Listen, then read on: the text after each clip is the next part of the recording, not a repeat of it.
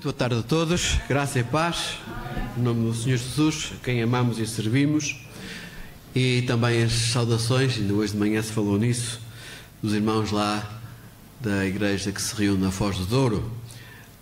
Eles sabem que eu estou aqui hoje, até já sabem qual é a passagem que eu vou falar, mas não sabem a mensagem, não é? Nem eu sei. Eu espero que o Senhor fale e eu também quero ouvir. Quando estava a pensar nesta vinda aqui durante esta última semana, e como já o irmão Jorge também disse no início, não é? Nós tivemos dias com muita chuva e com muita água e muitas coisas, mas há uns meses atrás toda a gente queixava de seca, não é? Havia muita seca, os governos não sabiam o que haviam de fazer. Lá no Algarve fizeram várias restrições, cortaram as regas nos campos de golfe e diminuíram muita coisa lá por causa da falta de água. Isto fez-me pensar num episódio passado com o povo de Deus. O povo de Deus que também, a dada altura, se queixou de falta de água, num lugar onde supostamente haveria de haver água. Este episódio, eu creio que os irmãos também conhecem bem, está no livro de Êxodo, no capítulo 17. 17 é o número que eu gosto, porque é o dia que eu faço anos, mas não é por isso que vamos ler o capítulo 17. Êxodo, segundo livro da Bíblia, capítulo 17, são 16 versículos também. Então diz assim a palavra do Senhor: Depois toda a congregação dos filhos de Israel partiu do deserto de Sim pelas suas jornadas, segundo o mandamento do Senhor, e acamparam em Refidim, e não havia ali água para o povo beber. Então contendeu o povo com Moisés e disse: Dá-nos água para beber. E Moisés lhes disse: Por que contendeis comigo? Porque tentais ao Senhor? Tendo depois ali o povo sede de água, o povo murmurou contra Moisés e disse: Por que nos fizeste subir do Egito para nos matares de sede a nós e aos nossos filhos e ao nosso gado? E clamou Moisés ao Senhor, dizendo: Que farei a este povo? Daqui a pouco me apedrejarão. Então disse o Senhor a Moisés: Passa diante do povo e toma contigo alguns dos anciãos de Israel, e toma na tua mão a tua vara com que feriste o rio, e vai. Eis que eu estarei ali diante de ti, sobre a rocha, em Horebe, e tu ferirás a rocha, e dela sairão águas, e o povo beberá. E Moisés assim o fez, diante dos olhos dos anciãos de Israel, e chamou o nome daquele lugar Massá e Meribá, por causa da contenda dos filhos de Israel, e porque tentaram ao Senhor, dizendo: Está o Senhor no meio de nós ou não? Então veio Amaleque e pelejou contra Israel em Refidim. Pelo que disse Moisés a Josué: Escolhe-nos homens e sai e peleja contra Amaleque. Amanhã eu estarei no cume do outeiro, e a vara de Deus estará na minha mão. E fez Josué como Moisés lhe dissera, pelejando contra Amaleque. Mas Moisés, Arão e Hur subiram ao cume do outeiro. E acontecia que, quando Moisés levantava a sua mão, Israel prevalecia. Mas quando ele abaixava a sua mão, Amaleque prevalecia. Porém as mãos de Moisés eram pesadas, por isso tomaram uma pedra e a puseram debaixo dele, para assentar sobre ela.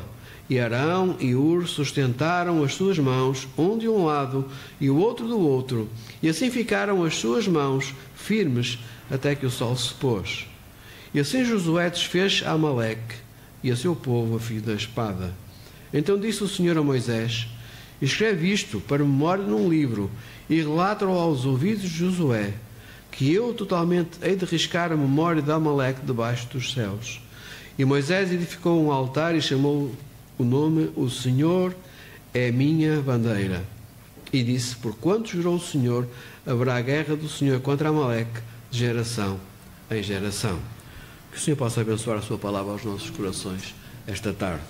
Como eu ainda sou do tempo que havia ali antes um relógio e agora já há uns anos que não há, se eu ficar aqui até às 6 da tarde, a culpa é do relógio que não está ali. Estou a brincar. Fé, unidade e confiança. Podemos dizer que são os temas principais deste pensamento. A fé que é um dom de Deus, não é? A fé foi-nos dada, ou melhor, foi dada aos santos, não é? Assim que está escrito no livro de Judas. Fé que foi dada aos santos. Batalhar pela fé, uma vez dada aos santos. Aos santos, quem são os santos? São a igreja.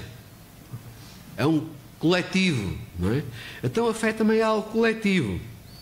E estava a ouvir um trechozinho do pastor Russell Shedd. Ele já esteve cá em Portugal, nessa altura também o ouvi. E há Bíblias, não é? Bíblias Shedd. Alguns irmãos certamente têm essa Bíblia. E ele dizia que o Senhor salvou um povo, salvou a sua igreja. O Senhor Jesus veio buscar a sua noiva. E a noiva é um coletivo, não é? A igreja é um corpo. E muitas vezes queremos, especialmente nos dias de hoje, fazer um Deus individual só para nós, à nossa medida, não é? Porque Jesus veio salvar a todos, também veio salvar a mim, e ficámos preocupados connosco mesmos, cada um no seu cantinho, e nem precisamos de ir à igreja, nem precisamos de cultuar, nem precisamos de estar juntos, porque eu sou a igreja, onde quer que eu esteja. E isto, não deixando de ser verdade, é muito perigoso, não é? Porque o braço não trabalha sozinho, a perna não trabalha sozinha, não é? O ouvido não trabalha sozinho. Tem que haver conexão de todos estes membros com o cérebro, não é? Com a cabeça, que faz os comandos todos. E se nós somos o corpo, o Senhor, que é a cabeça, é que deve comandar as nossas vidas. E devemos estar ligados a Ele. Então, esta fé tem que ser também uma fé coletiva. Não apenas uma fé individual, mas uma fé coletiva. E a fé é provada nos momentos difíceis.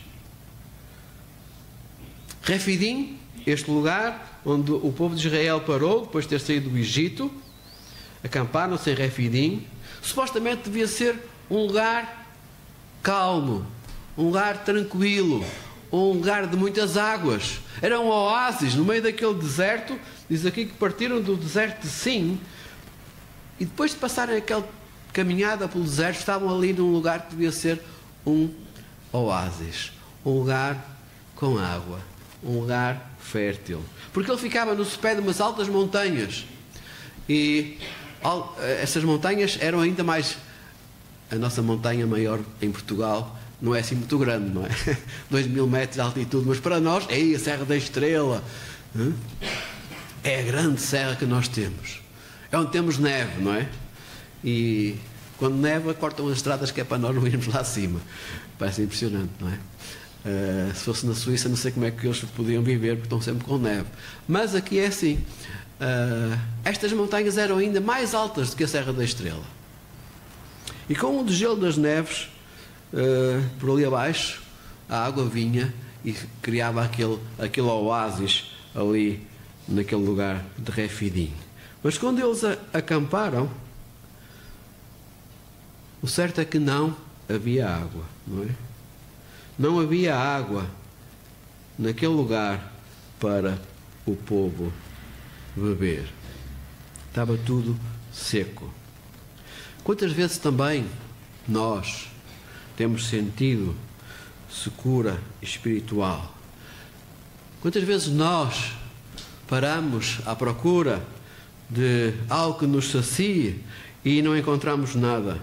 Apenas encontramos barreiras intransponíveis que nos impedem de avançar. Aquele momento era um momento difícil para aquele povo.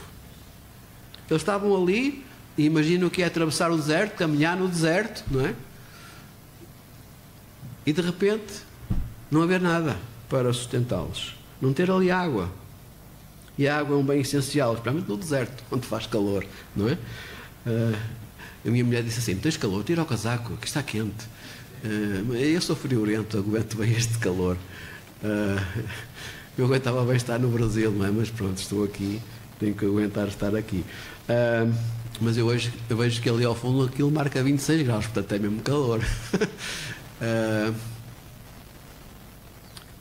Estivemos muito tempo ao calor, nós chegámos com sede, não é? Havia sede.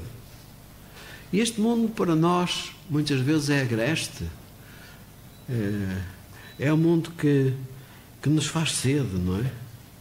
E se somos crentes, a nossa reação, a nossa primeira reação deveria ser clamar ao Senhor, buscar ao Senhor, porque há uma necessidade, há um problema. A quem é que recorremos? Devemos recorrer ao Senhor. Mas infelizmente o que fazemos por vezes é clamar contra o Senhor. Quer dizer, Senhor, porquê é que me aconteceu isto? Logo hoje, porquê? Hoje de manhã lá no culto na Foz foi eu não quero usar esta palavra, foi uma benção, pronto. Mas algumas coisas correram mal.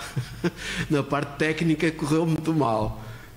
O Tiago não estava na música, e depois tu que estava preparado lá por causa de uma pecinha assim, de uma banana, não é?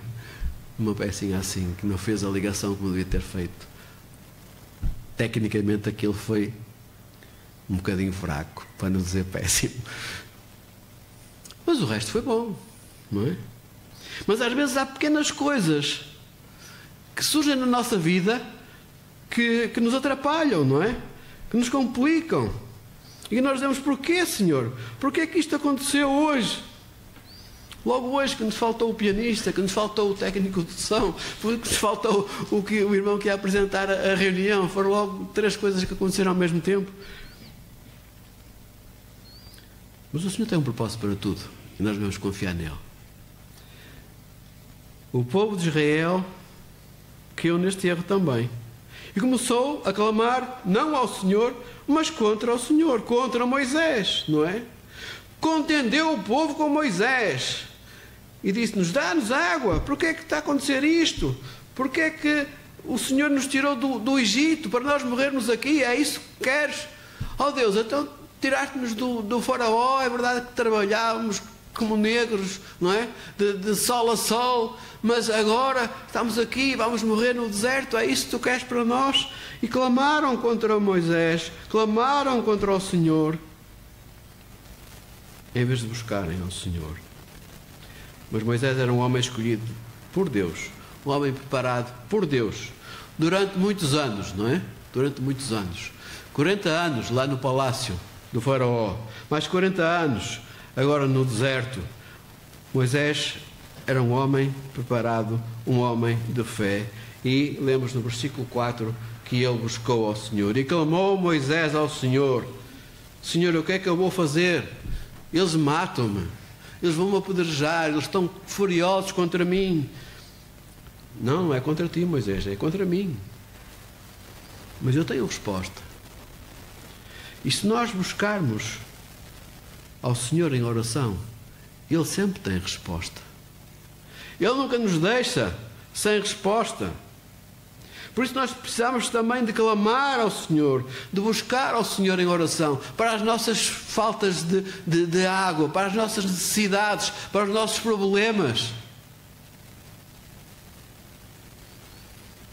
Faço um parênteses agora aqui. Porque é que de uma maneira geral, não conheço o caso local, não é? Mas falo na generalidade daquilo que também ouço. Porque é que os cultos de oração são aqueles que são menos assistidos, com menos presenças, quando afinal a oração nos aproxima de Deus, nos traz as respostas às nossas necessidades. Moisés clamou ao Senhor, quanto tempo passas tu que estás aqui, eu que estou aqui, em oração ao Senhor por dia? Se quiséssemos comparar o tempo que passámos a dialogar com o Senhor, a orar ao Senhor, com aquilo que falámos com os nossos colegas, com os nossos familiares, com os nossos vizinhos até às vezes com desconhecidos no autocarro ou no café, ou seja onde for, qual seria a percentagem? quando clamamos a Deus, Deus atende. Deus tem sempre uma linha aberta. Ele tem sempre bateria. Ele não fica sem bateria, não é? Não aparece lá aquela mensagem: pedimos desculpa, não pode ser. Não. Ele sempre atende. E mais do que isso, Ele sempre tem a melhor resposta para as nossas necessidades. Porque Ele nos ama. Aleluia. Como já foi dito aqui, Ele nos ama. Ele é um Deus de amor. Ele deu-nos vida através de Jesus. Ele nos deu libertação. Ele nos deu tudo aquilo que nós necessitávamos em Cristo, através da obra de Cristo na cruz do Calvário. Tal como Ele tinha libertado o povo lá do Egito, não é? Mas Ele também disse que iríamos ter problemas. Problemas que agora também o povo estava ali a enfrentar. Mas Deus dá-lhe a solução. Olha, Moisés, vais passar com mais alguns e toma também na tua mão a vara com que feriste o rio. Eu estarei ali diante de ti. Eu estarei contigo. A minha presença está aqui, nesta vara. Não que fosse uma vara de condão, não é? Não havia superpoderes naquela vara. Não havia nada de extraordinário naquela vara. Era o símbolo da presença do Senhor, de declaração do Senhor que iria estar contigo. E eu estarei ali contigo, diz no versículo 6, diante de ti, sobre a rocha em Horebe. Então tu ferirás a rocha e dela sairá a água. O Senhor está conosco nas nossas mais duras provas de fé. Cremos nisto? Nele há vitória. Nele há vitória. Porque Ele é o vencedor. E a palavra de Deus nos diz que nós em Cristo somos mais do que vencedores. Mas temos que crer. Temos que obedecer. Temos que confiar. Temos que pôr esta nossa fé que nos foi dada à prova e obedecer ao Senhor. E o que é que aconteceu? Moisés obedeceu. Moisés fez conforme o Senhor tinha dito. Assim fez Moisés. E a água brotou. E a água chegou para satisfazer a sede daqueles que estavam ali em necessidade. Quando nós buscamos ao Senhor, Ele nos atende. O profeta Isaías diz: ó vós todos que tendes sede, vinde às águas, Isaías 55, não é? Vinde às águas, tomai, bebei, de graça. Hoje em dia queixamos que tudo está caro.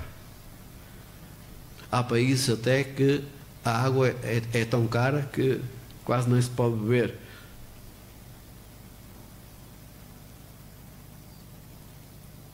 Recebi a conta da água da igreja, quase o triplo do normal. E o que é que aconteceu? Eu já tinha visto no contador que estava a andar um bocadinho depressa. Depois descobrimos que era um autocolismo, não é? O autocolismo estava a perder a água e a conta subiu. A água é cara e não se deve desperdiçar. Mas a água que recebemos do Senhor é gratuita. É uma água que, apesar de ser gratuita, tem muito poder, não é? É uma água que nos transporta para a vida eterna. No Evangelho de João, capítulo 4, conhecemos bem também este texto, não é? Quando o Senhor Jesus estava a falar com aquela mulher samaritana, Evangelho de João, capítulo 4, versículo 14, diz assim: aquele que beber da água que eu lhe der, nunca terá sede, porque a água que eu lhe der se fará nele uma fonte de água a jorrar para a vida eterna. Esta é uma água pura, uma água santa, uma água que jorra, porque vem da fonte mais poderosa que existe, que é o Senhor Jesus. A água que vem do Senhor é pura, é santa e é grátis. Comprei e comei sem sem dinheiro, não é? Sem preço. Tomai também outras bênçãos, como o vinho e o leite. Estou a ler Isaías, não é? Que eram dois bens preciosos naquela altura e muito caros. Tudo que temos em Cristo nos é dado gratuitamente e é o melhor que nós podemos ter, é o melhor que nós necessitamos, se nós realmente buscamos ao Senhor. E parecia que tudo estava resolvido, não é? Moisés feriu a rocha, obedeceu ao Senhor, a água surgiu, o povo bebeu, tudo estava bem, mas, como diz o nosso ditado, um martinho nunca vem só, não é? Esta semana foi assim, não é? Foram 2 doses de martinho. Foi o vento, foi a chuva. Foi um dia, foi no outro dia. E também ali aconteceu algo assim. Quando parecia que tudo estava bem, apareceu o Amaleque. Os amalequitas que vieram atacar o povo que agora estava ali descansado. Agora sim tinham bebido, agora parecia que estava tudo calmo, mas surge o ataque de Amaleque. Uma depressão nunca vem só. E na nossa vida também muitas vezes parece que tudo está bem e de repente outro problema. E de repente outro obstáculo. E de repente mais uma coisa surge. E nós precisamos de buscar ao Senhor. E buscar ao Senhor como povo, como igreja, em unidade, em comunhão uns com os outros. Levai as cargas uns dos outros. É a instrução que nós temos no Novo Testamento para a igreja, para os crentes. Uma ajuda mútua, uma fé coletiva, suportando-nos aos outros em amor. Tudo isto é coletivo e é preciso ser colocado em prática. Amaleque veio agora atacar Israel. Os amalequitas eram muito maus. Os amalequitas vinham de uma linhagem desde o tempo de Esaú, eram descendentes de Esaú. Esaú, sabemos o que aconteceu com Jacó, não é? Não vamos agora contar toda a história do povo de Israel, senão então é que eu não sei mesmo. Mas este Amaleque era dessa descendência. Um povo mau, um povo traiçoeiro, um povo que atacava pelas costas. Se formos a Deuteronômio 25, podemos ver as táticas destes artistas, como costumamos dizer, não é? Deuteronômio 25, versículo 17.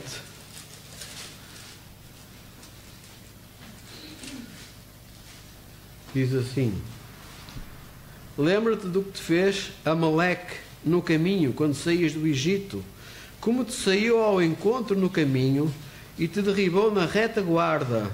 Todos os fracos caíam após ti, estando tu cansado e afadigado, e não temeu a Deus. Eles atacavam por trás, atacavam os fracos. Será, pois, que quando o Senhor teu Deus te tiver dado repouso de todos os teus inimigos em redor, na terra que o Senhor teu Deus te dará por herança para possuí-la, então apagarás a memória de Amaleque debaixo do céu. Não te esqueças. Era um povo tão mau que o Senhor já não podia suportar mais a maldade deste povo e anunciou que iria ser destruído. E pediu para que não se esquecessem tudo isso, porque era um povo mau. Ele aqui fez o primeiro ataque em Refidim. Foi esta primeira batalha que os amalequitas tiveram com o povo de Israel. Mas não foi a última. Seguiram-se muitas mais. O inimigo não desarma. Se é certo que o Senhor está connosco, o inimigo também anda ao nosso derredor, bramando como um leão, buscando a quem possa tragar. Mas quando os nossos olhos estão postos no Senhor, então a vitória está garantida. Aleluia. Amaleque atacou Saul, por exemplo, ganhou várias batalhas contra Amaleque, mas poupou o rei, destruiu tudo menos um bocadinho, e esse bocadinho foi o veneno com que fez que mais ataques aconteceram. E só mais tarde, passados muitos anos, aqui Ezequias pôs realmente fim a este povo, que podemos ver no livro de Crónicas, no capítulo 4, versículos 41, 43, nos fala da destruição total deste povo. Mas isso é história. Voltemos aqui ao nosso tema.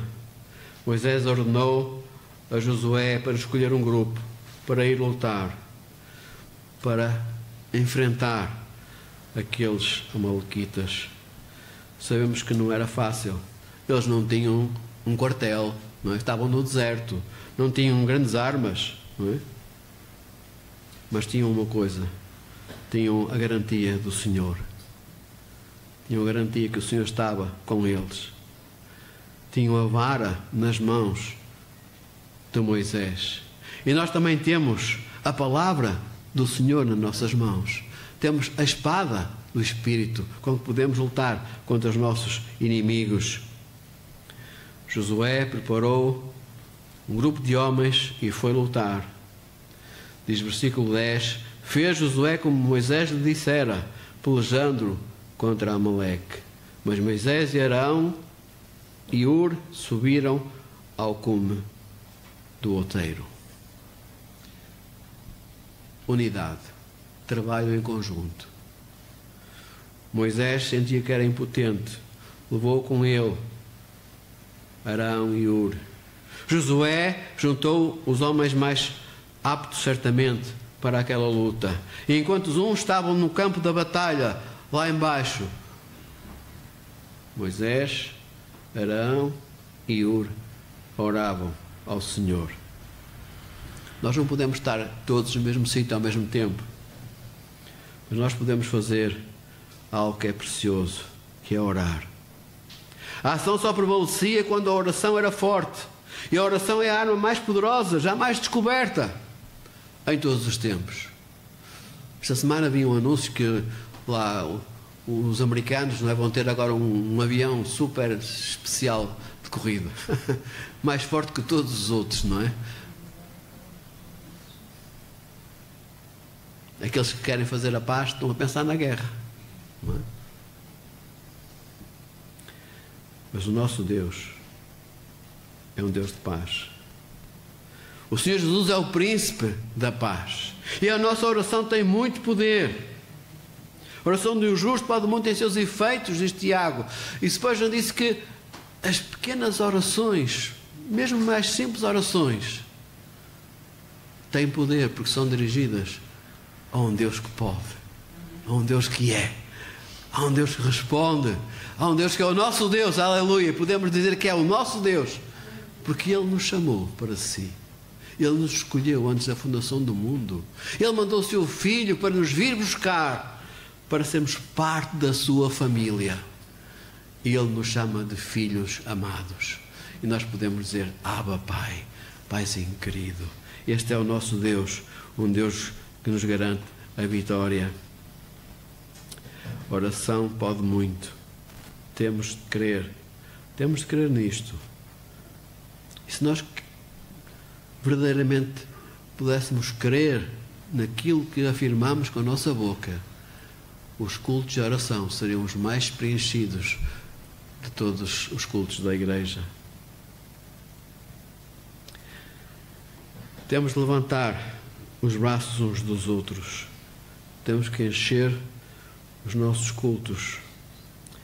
Temos que, tal como Arão e Ur faziam, sustentar aqueles que estão na frente da batalha. Moisés estava ali, Arão estava ali. Eles não estavam sozinhos, não é? Eles não podiam fazer tudo. O ancião, o pastor, o missionário também não pode fazer tudo. A fé tem de ser algo coletivo, um ato coletivo, que é para ser exercida nas dificuldades, nos problemas que nos surgem. Os bons marinheiros, estamos aqui à beira do mar, não é? Não se veem quando o mar está calmo, não é? O bom marinheiro, a tristeza do bom marinheiro, vê-se quando o mar está agitado, quando está bravo, não é? onde está o mar flete, nem os surfistas conseguem andar, não é? A nossa fé é exercitada no meio das dificuldades, no meio da unidade. E vemos que assim aconteceu também naquela altura. Quando os braços levantavam, Israel prevalecia. E vemos que no final do dia,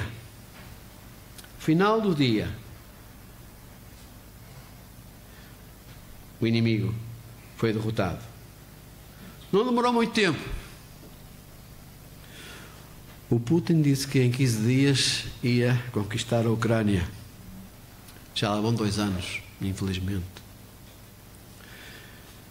O Trump disse que em 2 dias fazia a paz, acabava com a guerra. Já lá vão 2 meses, não é? Mas aqui o Senhor, num só dia, no mesmo dia, derrotou os inimigos. O Senhor tem poder. Aquilo que o Senhor diz, o Senhor faz.